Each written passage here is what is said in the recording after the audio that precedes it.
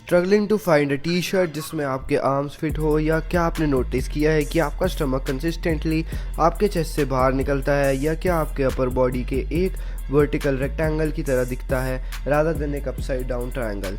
अगर आपने इन क्वेश्चन में से एक से भी ज़्यादा का जवाब हाँ में दिया है तो आप प्रोबेबली एक स्किनी फैट फिजिक से स्ट्रगल कर रहे हैं। बहुत सारे लोग जिम जाते हैं और फील करते हैं कि वो अपने डाइट और वर्कआउट्स के साथ सब कुछ सही कर रहे हैं, लेकिन वीक आफ्टर वीक और इवन मंथ आफ्टर मंथ वो देखते हैं कि उनके आर्म्स, चेस्ट, बैक और लेग्स ऑलमोस्ट एग्जैक्टली सेम दिखते हैं। और मसल बिल्डिंग के स्ट्रगल के अलावा इवन अगर आपने इनिशियली कुछ फैट लूज़ किया है और आप अब कंप्लीटली स्टक हैं इस स्टबर्न लोअर बेली फैट के साथ जो जाने को तैयार नहीं है। गुड न्यूज़ ये है कि ये एक्चुअली बहुत कॉमन प्रॉब्लम है मेनी पीपल के लिए, और अगर आप इन 5 स्टेप्स को फॉलो करेंगे जो मैं इस वीडियो में आउटलाइन करने वाला हूँ, आप क्विकली अपने बॉडी को स्किनी फैट से लीन और मस्कुलर में ट्रांसफॉर्म करना शुरू कर देंगे। स्टेप्स में डिवाइड करने से पहले आपको रियलाइज़ करना होगा कि ये एक 2 पार्ट सोल्यूशन है। आपको फैट लॉस करना है और मसल बिल्ड करना है। इवन दो आप इन चीज़ों को साइमल्टेनियसली कर सकते हैं अगर आप वेट लिफ्टिंग में एब्सोल्यूट बिगिनर है। मोस्ट केसेस में पहले मसल बिल्डिंग पर फोकस करना ज़्यादा बेनिफिशियल होगा। तो स्टेप 1 है अपने वर्कआउट्स को फोकस करना हैवियर वेट्स लिफ्ट करने पर अपने सारे कंपाउंड लिफ्ट के लिए। ये प्रोग्रेसिव ओवरलोड का एक फॉर्म है जो प्रीटी मच गारंटेड है मसल ग्रोथ लीड करने के लिए। अपने वर्कआउट्स को फैट बर्निंग पर फोकस मत कीजिए। एक रिमाइंडर के तौर पर आपके मेजर कंपाउंड लिफ्ट्स में barbell squats, bench presses, deadlifts, pullups, barbell rows और ओवरहेड प्रेसेस शामिल हैं। हर वीक आपको पॉइंट बना के इन एक्सरसाइजेज में से हर एक के लिए वेट लोड बढ़ाना चाहिए। आपको डेफिनेटली इनको एक ही दिन में नहीं करना चाहिए क्योंकि हैवी लिफ्टिंग बहुत ट्रेनिंग होता है। इसलिए आप अपने हैवीएस्ट लिफ्ट्स जो आपको इम्प्रूव करने की कोशिश कर रहे हो वर्कआउट के शुरुआत में पोजीशन करो। यही रीज़न है कि मैं रिकमेंड करता हूँ कि आपको कम से कम अपने रूटीन के 2 अपर और 2 lower body heavy weight lifting training session में स्प्लिट करना चाहिए हर वीक। अब मैं जानता हूँ कि मोस्ट लोग आपको वेट बढ़ाने के लिए कहते हैं, लेकिन वो आपको बताते नहीं कि कैसे। एक सिंपल बट इफेक्टिव रूल जल्दी से स्ट्रॉन्गर होने के लिए जब आप स्टार्ट कर रहे हैं वो है 6 से 9 रेप्स का एम करना इन सारे एक्सरसाइजेस के लिए। इसका मतलब है कि जब आप स्ट्रॉन्ग इनफ हो जाते हैं किसी गिवन वेट लोड को 9 रेप्स के लिए करने के लिए वेट लोड को स्मॉलेस्ट इंक्रीमेंट से बढ़ाएं जो आप कर सकते हैं, जो टिपिकली 5 से 10 LBS होगा। जब आप ऐसे करते हैं रेप्स की नंबर जो आप इस न्यू हैवियर वेट लोड के साथ कंप्लीट कर पाएंगे फेलिंग से पहले अनडाउटेडली डाउन ड्रॉप हो जाएगी। जब तक आप मिनिमम 6 रेप्स कर सकते हैं वो परफेक्टली फाइन है।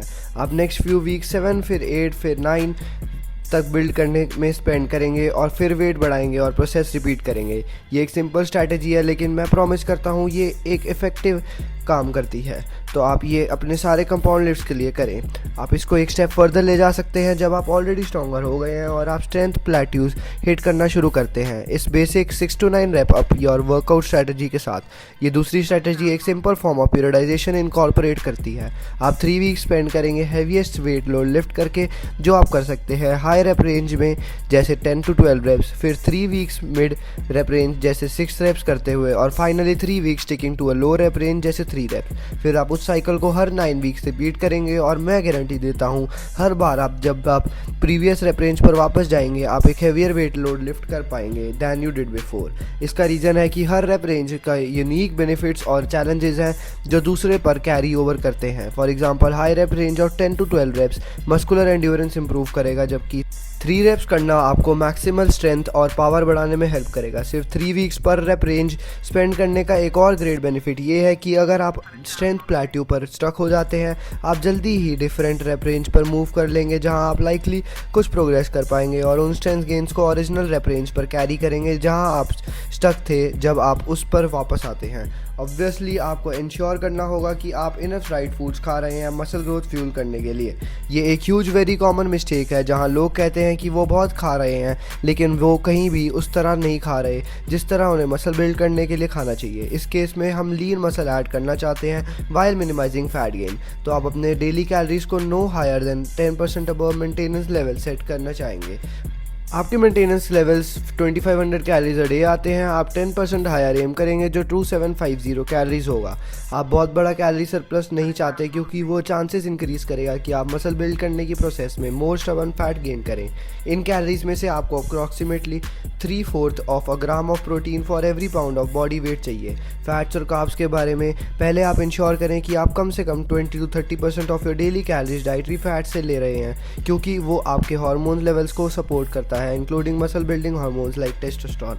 रिमेनिंग कैलोरीज कार्ब्स से आ सकते हैं क्योंकि उन कार्ब्स से ग्लूकोज आपके हैवी वेट लिफ्टिंग वर्कआउट्स को फ्यूल करेगा। तो आइए एक एग्जांपल करते हैं।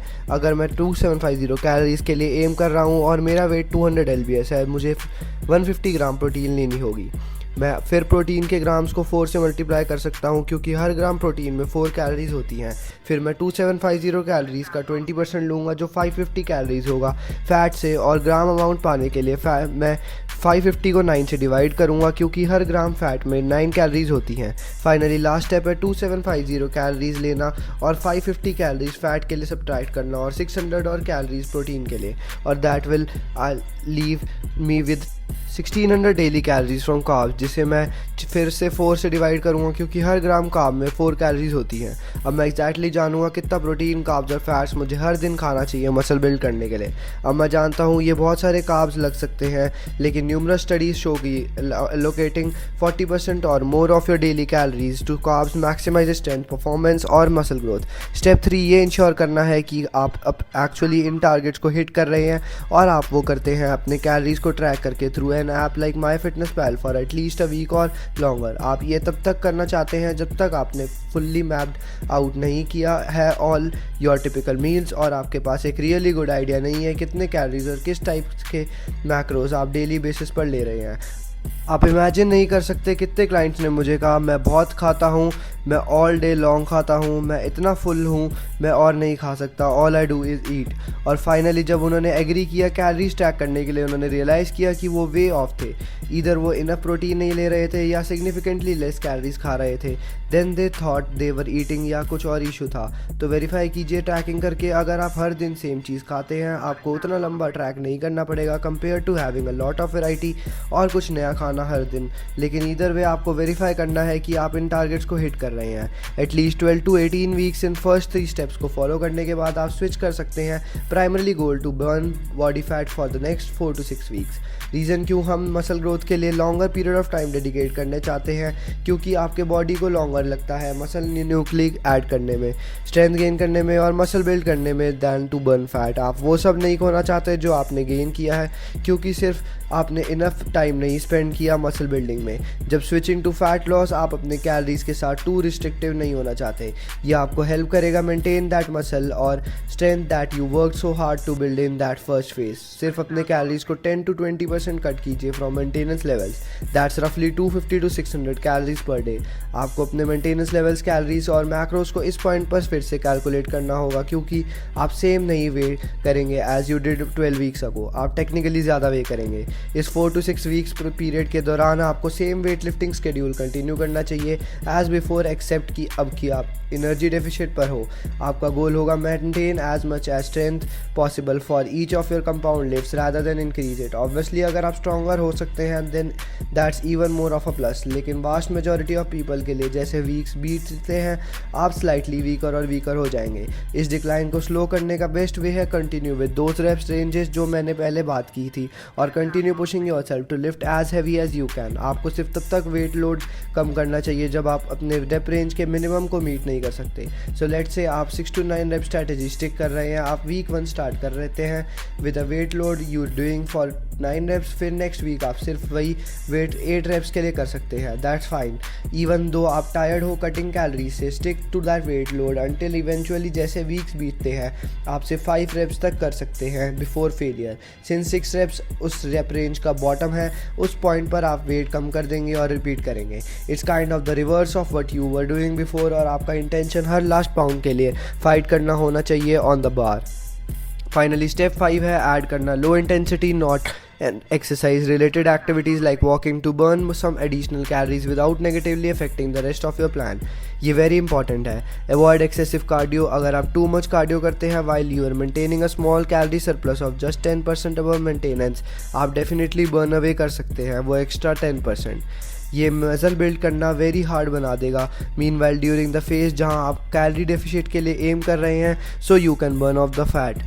परफॉर्मिंग एक्सरसाइज भी amounts of cardio can lead to faster strength or muscle losses. ये मोस्टली क्योंकि अगर आप टू मच मॉडरेट या हाई इंटेंसिटी कार्डियो कर रहे हैं तो वो सकअप कर सकता है ऑल द स्ट्रेंथ और एनर्जी जो आपने अपने वेट ट्रेनिंग वर्कआउट्स के लिए यूज़ किया होता है. ये टफ बना सकता है मेंटेन करना अपनी strength with those key compound lifts as you cut down. यही रीज़न है कि मैं रिकमेंड करता हूँ low impact low intensity non exercise related activities like walking. Even if you walk multiple miles every single day, it really shouldn't affect your performance during your weight training sessions, unlike doing lots of cardio. Again, it's very important for you to increase your strength, build more muscle or maintain more muscle as you get rid of the body fat to escape the skin fat vicious cycle. और don't underestimate walking. सिर्फ 2 miles हर दिन walk करना आपको help कर सकता है burn an extra 1000 calories by the end of the week in a very sustainable way. That's because burning calories this way typically does not increase hunger the way that more intense forms of cardio do, or again it does not interfere with your weight training.